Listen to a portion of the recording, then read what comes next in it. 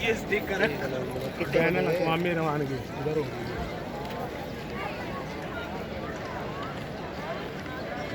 सारे उमर के अंदर वो एंट्री खींचे बैन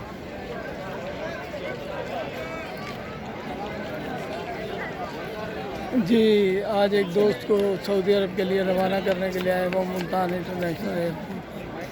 आज एयरपोर्ट का रास्ता देख लिया। कल इंशाल्लाह ताला कुछ अरसे बाद अल्लाह पाक हमें भी मदीने की ज़ियारत कराएगा, हमें भी हज कराएगा इंशाल्लाह ताला। आज एयरपोर्ट का रास्ता देखा है, कल एयरपोर्ट की तरफ भी आएंगे। आज राशिद खान को एयरपोर्ट छोड़ने आया था, ये वापस जा रहा है सऊदी अरब।